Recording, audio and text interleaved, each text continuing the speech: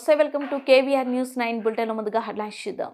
ఆశ్రమ గురుకుల hostel collector Jitesh వి పాటిల్ ఆకస్మిక తనిఖీ.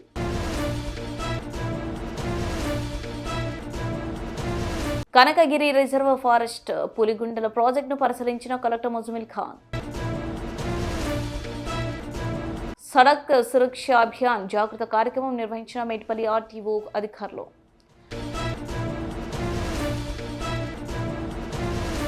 ప్రభుత్వ పాఠశాలను దశల వారీగా సెమీ రెసిడెన్షియల్ స్కూల్గా మార్చాలి.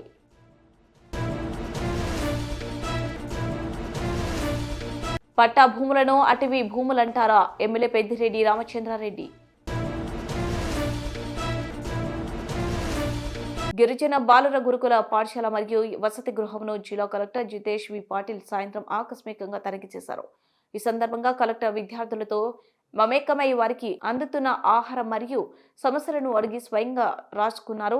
మంచినీటి ట్యాప్లో లీకేజ్ గమనించిన కలెక్టర్ స్వయంగా ట్యాప్ను బిగించారు. డైనింగ్ హాల్, క్లాస్ రూమ్లు పరిసరాలను, స్పోర్ట్స్ వంటగదులను స్వయంగా తనిఖీ చేశారు. కిచెన్ షెడ్లో విద్యార్థులకు అందిస్తున్న భోజనం తయారీని మరియు విద్యార్థులకు వర్ణించడానికి సిద్ధంగా ఉన్న అన్నం పరిశీలించారు. వంటకు పరిశుభ్రమైన నీటిని వినియోగించాలని, మెనూ ప్రకారం భోజనం అందించాలన్నారు. ఏమైనా సమస్యలు ఉంటే తమ దృష్టికి తీసుకురావాలని కోరారు. ఈ సందర్భంగా కలెక్టర్ మాట్లాడుతూ భోజనం వండటానికి ముందే ప్రతిరోజు క్రమం తప్పకుండా ఆహార పదార్థాలను క్షుణ్ణంగా తనిఖీ చేయాలని, నాసిరకంగా నాణ్యతలేమిటో కూడిన పదార్థాలను ఎట్టి పరిస్థితుల్లో వినియోగించకూడదని ఆదేశించారు. ఆత్మ పాఠశాల మరియు వసతి గృహంలో విద్యార్థులు ఎటువంటి ఇబ్బందులు పడకుండా చదువు కొనసాగించేలా అనుకూల పరిస్థితులు కల్పించాలని అధికారులు ఆదేశించారు. వసతి గృహం మరియు పాఠశాలలో విద్యార్థులకు కావలసిన ఏర్పాట్లు మరియు వసతుల నివేదికలు సమర్పించాలని అధికారులను ఆదేశించారు. ఈ తనిఖీలో కలెక్టర్ వెంట పాఠశాల హెడ్ మాస్టర్ భద్రు మరియు సంబంధిత అధికారులు పాల్గొన్నారు.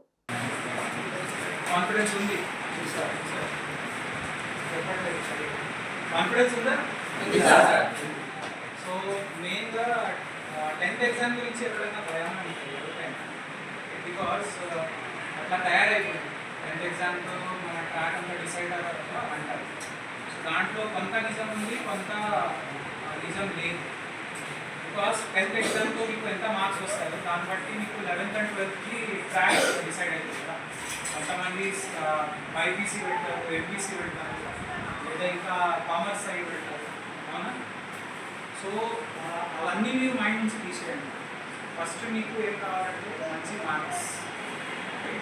సో ఏ ఎగ్జామ్ అయినా సరే, 10th అయినా 12th అయినా ఏ ఎగ్జామ్ అయినా సరే, ఫస్ట్ మీరు ఎగ్జామ్లో ఎటువంటి క్వశ్చన్స్ అడుగుతారో దాని గురించి ఎక్కువ ప్రెషర్ తీసుకోకుండా మీ టాపిక్స్లో ఎక్కడ మీకు ల్యాబ్ అవుతుంది దాని మీద ఎక్కువ ఫోకస్ పెట్టండి. 50 రోజులు అంటే ఎక్కువ సమయం లేదు.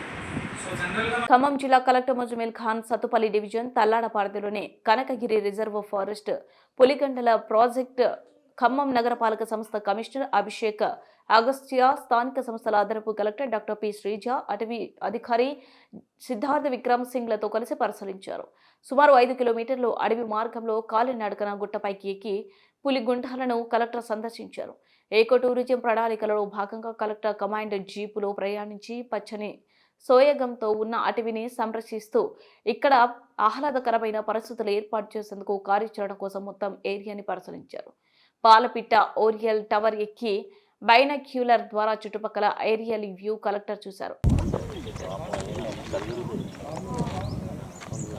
The second time you met somebody, you don't expect to hear stuff like that. Oh, it is better. उनके फेज आउट हो रहे थे, पूरा फॉरेस्ट डिपार्टमेंट परचेज करता गया, तो महाराष्ट्र और एमपी सब उनके पास ब्यूटीफुल व्हीकल है. क्या बता रहे थे म्युनिसिपैलिटी? ये तो रोड के अराउंड पूरा लिटरेट रहता है ना. हाँ, ट्रैक ऑन द रोड, गाड़ी से फिट है, बॉटल वगैरह.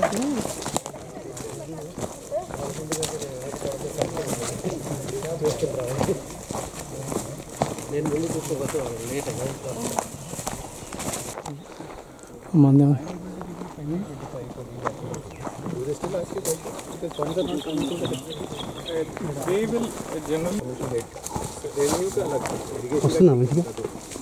ఇరిగేషన్ పే చల్తా है. పులికొండ నుంచి వచ్చిన పేరని. అవును సార్, అందుట్లో ఆ గుండలో అంత బండ మీద హైట్ బండ కదా సార్ చూపించిన. తమరండి ఇక్కడ సార్ కాదు సార్. బ్రహ్మకుడు. కథలు ఏమైనా ఉంటాయి కదండి, కథలు ఏమైనా ఉంటాయి కదా బావులవి కథలు ఉండేవి. ఉంటే మన కలిసి వాటర్ తాగడానికి వచ్చింది. దాన్ని నెట్టుకుంటూ వచ్చి దాంట్లో పడేసరికి పులిగొండ అని పేరు. ఈ రాజులు వచ్చేవారని 50-60 సంవత్సరాలు మీ చిన్నప్పుడు ఏమన్నా విన్నారా? చట్టాలు కాదు అప్పుడు వినుంటారు కదా, చెప్పుకుంటారు కదా కథల గురించి. ఈ పులిగుండలో ఏం జరిగేది అప్పట్లో? తర్వాత పిలవాలి.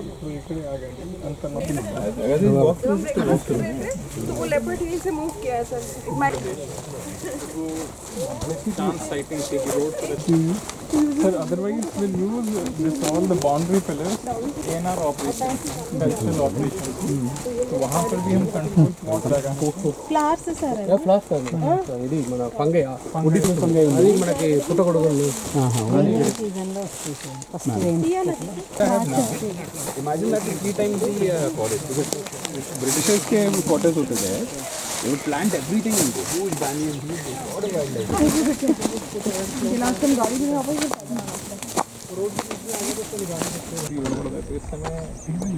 It's costly in time. See Northern Slack for here because like it is safe. Wildlife Forces Society, bird watching. ये जो दिमादूरती में है, what is better? ऐसे है तो 10 people का curated doing is easy. These days.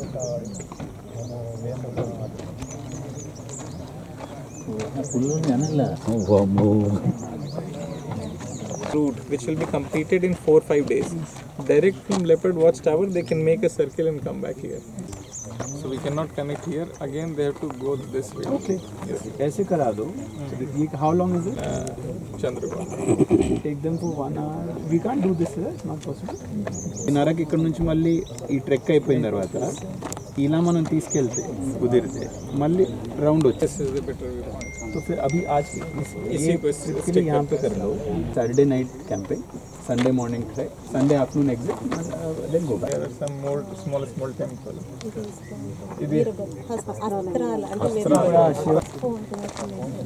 Breeding pair is there, sir. Leopard. మన దగ్గర ఎక్కడికి వెళ్ళారా? మన గోల్కొండకి వెళ్ళారా? అసలు చెప్తారు ఆ కథ మనం గుర్తుపెట్టుకుంటాం. అలా కథను ఒకటి ఎత్తకండి అని చెప్తున్నా. జగిత్యాల జిల్లా మేడ్పల్లి పట్టణం ఖానాపూర్ రోడ్లో గల రాఘవేంద్ర ఫంక్షన్ హాల్లో జాతీయ భద్రతా మహోత్సవం 2025లో భాగంగా సడక్ సురక్ష అభియాన్ జాగృత కార్యక్రమం ద్వారా ఆర్టీఓ అధికారులు ప్రమాదాలు నివారణకై డ్రైవర్లకు అవగాహన కల్పించారు. ఈ కార్యక్రమానికి ముఖ్య అతిథిగా జిల్లా ట్రాన్స్పోర్ట్ అధికారి ఎం శ్రీనివాస్, డీఎస్పీ అడ్లూరి రాములు హాజరయ్యారు. ఈ సందర్భంగా మాట్లాడుతూ పెరుగుతున్న జనాభాలో వాహనాల ప్రమాదాలు ఎక్కువయ్యాయని, వాటిని నివారించేందుకు ప్రభుత్వం అనేక చర్యలు చేపడుతుందన్నారు. ఈ ప్రమాదాల నివారణకు తమ వంతు కూడా కృషి చేయాలని ఎప్పటి నుంచో సూచనలు చేస్తున్నప్పటికీ వాటిని విస్మరిస్తూ ప్రమాదాలకు కారకులవుతున్నారని అన్నారు. ఈ ప్రమాదాల వల్ల కుటుంబాలు చిన్న భిన్నమై రోడ్డున పడుతున్నాయని అన్నారు. అత్యంత ప్రమాదకరమైన వాహన ప్రమాదాలలో ఆర్టీసీ బస్సు ప్రమాదాలు, స్కూల్ బస్సు ప్రమాదాల వల్ల అనేక కుటుంబాలు ఇబ్బందులకు గురవుతున్నాయనే విషయం అందరికీ తెలిసిందేనని అన్నారు.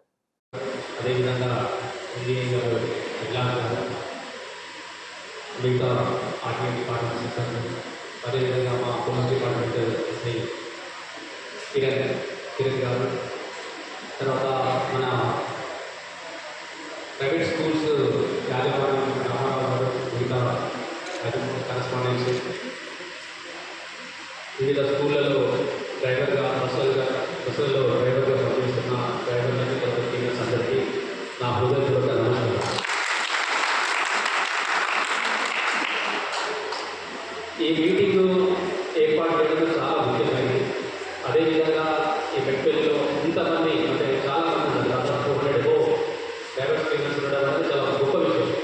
ఒకేసారి మనం అంతమందికి ఒక విషయాన్ని మనం చేరవేయడానికి ఒక మంచి అవకాశం. ఇంతకుముందు చెప్పినట్టు మిగతా వాళ్ళందరూ చెప్పినట్టు అది రిపీట్ అయినప్పటికీ కూడా మనం ఎన్నిసార్లు అది పదే చెప్పుకున్నా కూడా అది తప్పు కాదు, అది తక్కువ ఎక్కువ కూడా చెప్పుకోవాల్సిందే. ఎందుకంటే అంత ముఖ్యమైన అంశం కదా. మనందరికీ తెలుసు ఈ రోజుల్లో అత్యధికంగా జరుగుతున్న మరణాలు దేని ద్వారా అంటే రోడ్డు యాక్సిడెంట్ వల్ల జరుగుతుంది. ప్రపంచ యుద్ధంలో జరిగిన జనాల కన్నా ఒక సంవత్సరంలో మన దేశంలో జరుగుతున్న యాక్సిడెంట్ వల్ల అంతకన్నా ఎక్కువ మరణం జరుగుతుంది. అంటే దాని ఇంపార్టెన్స్ ఎక్కువ జరుగుతుంది అర్థం చేస్తుంది. అంటే అంతమంది చనిపోతున్నారు మన దేశంలో యాక్సిడెంట్స్ వల్ల.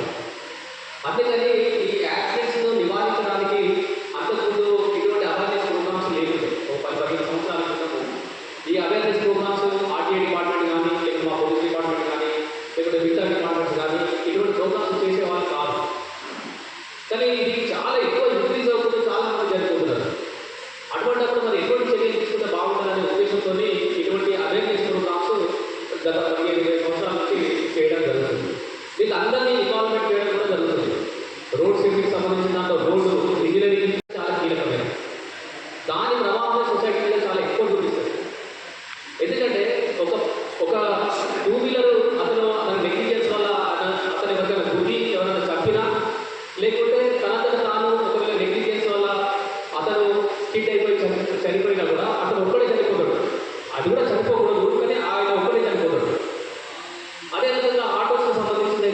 నాలుగులో ఉన్న ఇద్దరు ముగ్గురు కావాలి. కానీ బస్సుకి సంబంధించిన దాంట్లో వచ్చినప్పుడు ఎక్కువ మొత్తంలో చనిపోవడం జరుగుతుంది. అందుకని బస్ యాక్సిడెంట్స్ అనేది చాలా కీలకమైనది. దాని ప్రభావం చాలా భారీ ఎత్తున చాలా సొసైటీ మీద తర్వాత ప్రభుత్వం మీద కూడా దాని ఇంపాక్ట్ పడుతుంది. అందుకని బస్ యాక్సిడెంట్స్ సంబంధించిన దాంట్లో చాలా మనం జాగ్రత్తలు తీసుకోవాలా. మీరందరూ కూడా ఆ బస్సులలో స్కూల్ బస్సులు నడిపే డ్రైవర్స్ టీచర్స్ కనుక ఇది ఎక్కువ మీరు గమనించాలి. బస్సులలో కూడా స్కూల్ బస్సులు చాలా ప్రధానమైన ఇంపార్టెంట్.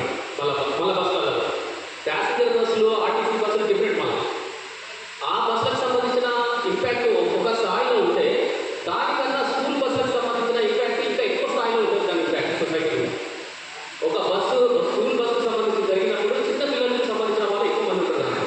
స్కూల్ గోయింగ్ పిల్లలు ఉంటారు. దాని ఇంపాక్ట్ చాలా మంది పేరెంట్స్ కానీ సమాజాన్ని కానీ కదిలిస్తుంది. అందుకని దాని ఇంపాక్ట్ ఎక్కువ ఉంటుంది. తర్వాత ఇంకొకటి కూడా మీరు గమనించండి, ఏదైనా స్కూల్కి సంబంధించిన స్కూల్ గోయింగ్ పిల్లలకు సంబంధించి మీరు మీ నెగ్లిజెన్స్ వల్ల మీ బస్సులో ప్రయాణిస్తున్నప్పుడు దిగుతున్నప్పుడు ఎక్కుతున్నప్పుడు ఏదైనా బ్రేక్ వేయడం కానీ లేకపోతే దిగుతున్నప్పుడు నడపడం కానీ బస్సు కావడం వల్ల కానీ కింద పడి లేకపోతే ఎక్కుతున్నప్పుడు గమనించకుండా ఆ టైర్ కింద పడిపోవడం కానీ అటువంటి జరిగినప్పుడు దాని ఇంపాక్ట్ చాలా పేద మొత్తంలో ఉంటుంది. ఎందుకు ఉంటుంది అంటే చిన్నపిల్లల మీద పేరెంట్స్ యొక్క మమకారం ఆ విధంగా ఉంటుంది. అదేవిధంగా సొసైటీ కూడా అనుకో పాప పిల్లవాడు చిన్న పాప కదా ఇంత ఘోరంగా నడిపిల్లా అనే ఇంపాక్ట్ ఎక్కువ పడుతుంది.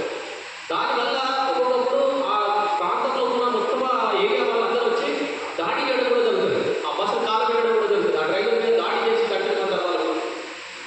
అందుకని స్కూల్ బస్సులకు సంబంధించిన డ్రైవర్స్ బాధ్యత చాలా ఎక్కువ ఉంటుంది. ఇంకొక విషయం ఏంటంటే ఈ స్కూల్ బస్సులకు సంబంధించిన దాంట్లో ఇంతకుముందు నేను చెప్పినట్టు ఏదైనా చిన్న పిల్లవాళ్ళు అనుకోకుండా యాక్సిడెంట్ చనిపోతే అది లా అండ్ ఆర్డర్ ప్రాబ్లం అయ్యే అవకాశాలు ఉంటాయి. పోలీస్ డిపార్ట్మెంట్ పరంగా లా అండ్ ఆర్డర్ ప్రాబ్లం కూడా క్రియేట్ అయ్యింది. లా అండ్ ఆర్డర్ ప్రాబ్లం ఎట్లా క్రియేట్ అయ్యింది? అక్కడ వాళ్ళందరూ వచ్చి దాడి చేసి ఏదైనా చేసినట్టు కూడా లా అండ్ ఆర్డర్ ప్రాబ్లం, లేకపోతే బస్సు కాలబెట్టి law and order problem. So ఈ స్కూల్ పిల్లలకు సంబంధించిన డ్రైవర్స్ మీద చాలా బాధ్యత ఉంటుంది. నాణ్యమైన ఉచిత విద్య అందించుటకు ప్రభుత్వ పాఠశాలలను దశల వారీగా సెమీ రెసిడెన్షియల్ స్కూల్గా మార్చి ప్రైవేటు పాఠశాలను నిషేధించాలని ప్రధాన ఉద్దేశంతో ఉపాధ్యాయ ఎమ్మెల్సీ ఎన్నికల్లో పాల్గొంటానని పీటీఎఫ్ పూర్వపు రాష్ట్ర కార్యదర్శి పున్నాల గోపాల్ రెడ్డి అన్నారు. ఖమ్మం ప్రెస్ క్లబ్లో ఏర్పాటు చేసిన మీడియా సమావేశంలో ఆయన మాట్లాడుతూ 2014లో స్పెషల్ టీచర్ల వివరాలను సేకరించిన ప్రభుత్వం 10 సంవత్సరాలు అయినప్పటికీ ఎవరు పట్టించుకోకపోవడం లేదని ఆంధ్రప్రదేశ్ ప్రభుత్వం 2019 నుండి స్పెషల్ టీచర్లకు నోషన్ ఇంక్రిమెంట్లు ఇచ్చి పెన్షన్ బెనిఫిట్కు వర్తింపచేసిందని, కానీ మన రాష్ట్రంలో ఉన్న ఉపాధ్యాయ సంఘాలు కానీ ఎమ్మెల్సీలు కానీ పట్టించుకున్న దాఖలు లేవని ఆరోపించారు. స్పెషల్ టీచర్లకు నోషనల్ ఇంక్రిమెంట్లు మంజూరు చేసి పెన్షన్కు బెనిఫిట్ కల్పించాలని అన్నారు. 317 జీవో వలన ఉపాధ్యాయ ఉద్యోగులను స్థానిక జిల్లాల నుండి స్థానికేతర ప్రాంతాలకు బదిలీ చేసినప్పటికీ ఎవరూ పట్టించుకోలేదు. దీని మూలంగా దాదాపు 20 మంది ఉపాధ్యాయులు హార్ట్ అటాక్ వచ్చి చనిపోయారని ఎద్దేవా చేశారు. ఈరోజే మీకు అందరికీ సమాచారం ఉంటుంది. ఈ సంబంధించిన ఎన్నికల నోటిఫికేషన్ ఈరోజు రిలీజ్ చేశారు. 3వ తారీఖు నుంచి నామినేషన్స్ ఉంటాయి. 5వ తారీఖు ఎన్నికలు, నెక్స్ట్ మార్చి 5వ తారీఖు కౌంటింగ్ ఉంది. ముఖ్యంగా ఆలోచించాలి ఎందుకంటే ఉపాధ్యాయ అధ్యాపక ప్రొఫెసర్స్ సంబంధించినటువంటి ఎన్నికలు కాబట్టి బుద్ధిజీవులైనటువంటి వారిని ఎన్నుకుంటే బాగుంటుందనే ఆలోచనతో ఎన్నికల్లో మేము దిగినాము. రాష్ట్రంలో ఉన్నటువంటి అన్ని పాఠశాలలను సెమీ రెసిడెన్షియల్ స్కూల్గా దశల వారీగా తీర్చిదిద్దాలని, చివరగా ప్రైవేట్ స్కూళ్ళని నిషేధించాలనే ఆలోచనతోటి ఈ ఎన్నికల్లో నేను పన్నాల గోపాల్ రెడ్డిని పోటీ చేస్తున్నాను. నేను రిటైర్డ్ హెడ్ మాస్టర్ని, విద్యార్థి దశ నుంచి కూడా ఉద్యమాలలో పాల్గొన్నటువంటి వ్యక్తిని. ఉపాధ్యాయ వృత్తిలో ఉన్నప్పుడు కూడా నేను పనిచేసిన ప్రతి పాఠశాలను తీర్చిదిద్దాను. తర్వాత రిటైర్మెంట్ పదవి విరమణ పొందినాక కూడా తెలంగాణ. పేరు పన్నాల గోపాల్ రెడ్డి, నల్గొండ జిల్లాలో నల్గొండ కేంద్రంలోనే ఉంటాను. ముఖ్యంగా నేను విద్యార్థి దశ నుండి అంటే పీడిఎస్యులో పనిచేస్తూ విద్యార్థి దశ నుండి ఇప్పటి వరకు ఉద్యమాలలోనే పాల్గొన్నాను. ఉపాధ్యాయ వృత్తి చేపట్టిన తర్వాత ఆనాడు ఉన్నటువంటి ఏపీటీఎఫ్, ప్రస్తుతం తెలంగాణ ఏర్పడిన తర్వాత ఉన్నటువంటి టీపీటీఎఫ్కు జిల్లా స్థాయి నుంచి రాష్ట్ర స్థాయి వరకు నేను పనిచేశాను. రాష్ట్ర స్థాయిలో కార్యదర్శిగా పనిచేశాను. రిటైర్డ్ అయిన తర్వాత మళ్ళీ ప్రొఫెసర్ కోదండరామ్ సార్ వద్ద పనిచేస్తూ ఉపాధ్యాయ సమస్యల్ని, సామాజిక సమస్యల్ని, ఉద్యమాలలో మేము ముందుకు తీసుకువెళ్తున్నటువంటి సందర్భం. ప్రస్తుతం నేను మాత్రం చిన్నప్పటి నుంచి కూడా వ్యవసాయ కూలీగా పనిచేస్తూ డిగ్రీ వరకు చదువుకొని పైకి వచ్చినటువంటి వ్యక్తిని, ఏమీ ఆస్తిపాస్తులు లేనటువంటి వారిని, తప్పనిసరిగా సామాజిక స్పృహ కలిగినటువంటి వారిని. నేను పనిచేసిన ప్రతి స్కూల్ని అభివృద్ధి చేశాను. బుద్ధిజీవులైనటువంటి వాళ్ళు తప్పనిసరిగా బుద్ధిజీవునే ఎన్నుకున్నట్టయితే ఈ విద్యా వ్యవస్థ బాగుపడుతుందని భావిస్తూ నేను పోటీ చేస్తున్నాను. ఎల్లో మీడియాను అడ్డం పెట్టుకుని టీడీపీ కూటమి ప్రభుత్వం రాజకీయ ప్రత్యర్థులపైన వేధింపులకు దిగుతుందని పొంగనూరు ఎమ్మెల్యే పెద్దిరెడ్డి రామచంద్రారెడ్డి మండిపడ్డారు. పులిచెర్ల మండలంలో అటవీ భూములను తాము కబ్జా చేసినట్లు ఈనాడు ప్రచురించిన కథనం పూర్తి అవాస్తవమని, దీనిపై చట్టపరంగా చర్యలు తీసుకుంటామని స్పష్టం చేశారు. 1 ఎకరమైనా కబ్జా చేసినట్లు నిరూపించగలరా అని సవాల్ చేశారు. పూర్తి చట్టబద్ధంగా తాము 2001లో కొనుగోలు చేసిన భూములపై పచ్చి అబద్ధాలతో కథనాన్ని ప్రచురించడం వెనుక సీఎం చంద్రబాబు డైవర్షన్ పాలిటిక్స్ ఉన్నాయని ధ్వజమెత్తారు. తిరుపతిలోని క్యాంప్ కార్యాలయంలో ఆయన మీడియాతో మాట్లాడారు. నిత్యం చంద్రబాబుకు బాకా ఊదుతూ పచ్చ నేతల సేవలో తరించిపోయే ఈనాడు, ఈటీవీ ద్వారా మాపై పలుసార్లు పచ్చి అబద్ధాలతో కూడిన కథనాలను ప్రచురించారు. వీటిపై ఇప్పటికే చిత్తూరు న్యాయస్థానంలో ఎల్లో మీడియాపై 50 లక్షలకు పరువు నష్టం దావా వేశారు. చంద్రబాబును ఆకాశానికి ఎత్తే విధంగా రాసే అలవాటు ఈ ఈనాడు పత్రిక ఉంది. మరి ఈరోజు అదే కథనాన్ని ఈరోజు రాశారు. దాదాపు 2001లో 74 ఎకరాల చిల్లర, అంటే దాదాపు 75 ఎకరాలు మేము అక్కడ సంబంధించిన వ్యక్తుల దగ్గర, ఆ మండలానికి సంబంధించిన వ్యక్తుల దగ్గర కొనుగోలు చేయడం జరిగింది. మా కుటుంబ సభ్యుల పేరు మీదుగా అవన్నీ కూడా రిజిస్టర్ చేయడం జరిగింది. దాన్ని అభూత కల్పనలు కలుపుతూ కేవలం 23 ఎకరాల భూమిని 75 ఎకరాలు ఎట్లా అయింది అని చెప్పి వాళ్ళు రాయడం జరిగింది. మరి నేను ఒకటే మీ అందరికీ కూడా తెలియజేస్తా ఉన్నాను, మీ ద్వారా ఈ రాష్ట్ర ప్రజలకు కూడా, చంద్రబాబు కుట్రలు, కుతంత్రాలు ఈ రాష్ట్ర ప్రజలకు ముందే బాగా తెలుసు. దాంట్లో ఇంకా పెద్ద ఎత్తున ఈరోజు మా మీద ఒక వ్యక్తిత్వ హననాన్ని చేపట్టాడు. ఈ పచ్చ పత్రికల ద్వారా, పచ్చ మీడియా ద్వారా. మరి ఇది ఏదైతే ఈ ల్యాండ్ ఉందో ఇది 1981లో డైరెక్టర్ ఆఫ్ సెటిల్మెంట్స్ మాకెవరైతే అమ్మారో వాళ్లకు ఆర్డర్ ఇవ్వడం జరిగింది. ఆర్డర్ ఇచ్చేదే కాకుండా అది ఆ తర్వాత రెవెన్యూ వాళ్ళు ఇంప్లిమెంట్ కూడా చేయడం జరిగింది. ఆ తర్వాతే వాళ్ళ దగ్గర నుంచి మనం కొనుక్కోవడం జరిగింది. ఆ రోజు ఆర్డర్ సెటిల్మెంట్ డైరెక్ట్ ఇచ్చిన అసదుద్దీన్ అహ్మద్ అని చెప్పి ఐఏఎస్ ఆఫీసర్ ఇవ్వడం జరిగింది. ఇది ఈ కాపీ మీ అందరికీ కూడా చూపిస్తా ఉన్నాను. అవసరమైతే మీ అందరికీ కూడా జిరాక్సులు తీసి కాపీలు కూడా ఇవ్వడం జరుగుతుంది. అదేవిధంగా అక్కడ ఏదో అధునాతన గెస్ట్ హౌస్ కట్టినామంటారు. 2001లో కొన్నప్పుడే అక్కడ రాత్రుల్లో బస చేయాలంటే పని చేసే వాళ్ళందరికీ కూడా ఒక సెక్యూర్డ్ ప్లేస్ ఉండాలని చెప్పి ఆ రోజే మేము అక్కడ కట్టడం జరిగింది. ఆ తర్వాత అప్పుడే మామిడి చెట్లు పెట్టడం జరిగింది. దాదాపు 24-25 సంవత్సరాలు అయితే ఈరోజు మళ్ళా అది అటవీ భూమి అన్యాక్రాంతం అయిపోయిందని చెప్పి మాట్లాడడం జరుగుతోంది. మీకు ఒకటే నేను తెలియజేస్తా ఉన్నాను, కిరణ్ కుమార్ రెడ్డి ముఖ్యమంత్రిగా ఉన్నప్పుడు వెంకటరమణారెడ్డి అని చెప్పి ఏదైతే ఒక తెలుగుదేశం పార్టీ నాయకుడు ఉన్నాడో అతను ఆ రోజు ముఖ్యమంత్రికి కంప్లైంట్ ఇస్తే కిరణ్ కుమార్ రెడ్డి దాని మీద సర్వే చేయించి అదంతా కూడా రెవెన్యూ వాళ్ళు, ఫారెస్ట్ వాళ్ళు జాయింట్ సర్వే చేసి ఇది ప్రైవేట్ ల్యాండ్, ఇది ఫారెస్ట్ డిపార్ట్మెంట్కి సంబంధం లేదని కూడా తేల్చడం జరిగింది. అదే మళ్ళా 2014లో అదే వెంకటరమణారెడ్డి మళ్ళా చంద్రబాబుకు ఒక పిటిషన్ ఇస్తే ఆ పిటిషన్ ద్వారా మళ్ళా ఎంక్వైరీ చేయించి మళ్ళా అదే తేల్చడం జరిగింది. వాళ్ళు హైకోర్టులో కూడా వెంకటరమణారెడ్డి వేస్తే హైకోర్టులో కూడా దాని మీద ఉత్తర్వులు ఇవ్వకుండా డిస్మిస్ చేయడం జరిగింది. మరి ఈరోజు ఆ భూమిని 23 ఎకరాలు 75 ఎకరాలు కావాలంటే ఎలాగా ఇచ్చాడు ఇతను సెటిల్మెంట్ డైరెక్టర్. మరి ఆ భూమి ఎక్స్టెంట్ కూడా 75 acres 74 cents అని ఇచ్చారు. సర్వే నెంబర్లు వచ్చి 295 296 అని ఇచ్చారు. మరి ఇంత క్లియర్గా ఇచ్చాడు. ఇచ్చేదే కాకుండా ఫారెస్ట్ గెజెట్ ఉంటుంది. ఫారెస్ట్ గెజెట్లో 1968లోనే అది వాళ్ళు పక్కకు పెట్టేశారు. ఆ ఫారెస్ట్ గెజెట్ కూడా మీకు చూపిస్తా ఉన్నాను. ఇది ఫారెస్ట్ గెజెట్.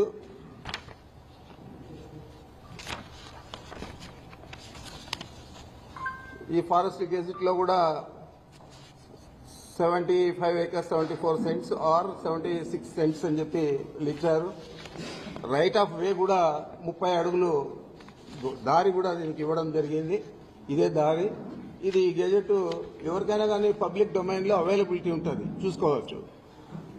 అదేవిధంగా ఈ రోడ్డు వేసేదానికి అంతకుముందు అయితే కార్ట్ ట్రాక్ కూడా అది మనం పక్కా రోడ్డు వేసేదానికి కూడా మేము అప్లికేషన్ పెడితే అక్కడ ఉన్న డ్వెల్లింగ్స్కు వీటికన్నిటికీ కలిపి అక్కడ ఉన్న రైతులకంతా కూడా అవసరం అని చెప్పి ఆ రోజు మన అంటే కాంపిటెంట్ అథారిటీ అంటే ఫారెస్ట్ డిపార్ట్మెంట్ PCCF ఢిల్లీతో సంప్రదించి వాళ్ళ పర్మిషన్ తీసుకొని 27/6/22లో బ్లాక్ టాప్ రోడ్ వేసుకోవచ్చు అని చెప్పి పర్మిషన్ కూడా ఇచ్చింది. బుట్ట ముగించే ముందు హెడ్లైన్స్ మరోసారి. ఆశ్రమ గురుకుల హాస్టల్ కలెక్టర్ జితేష్ వి పాటిల్ ఆకస్మిక తనిఖీ.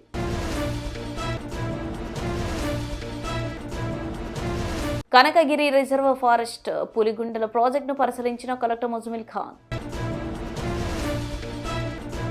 సడక్ సురక్ష అభియాన్ జాగృత కార్యక్రమం నిర్వహించిన మేడ్పల్లి RTO అధికారులు.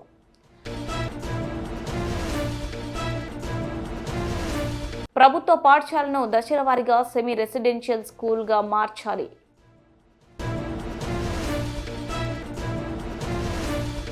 పట్టా భూములను అటవీ భూములంటారా? ఎమ్మెల్యే పెద్దిరెడ్డి రామచంద్రారెడ్డి.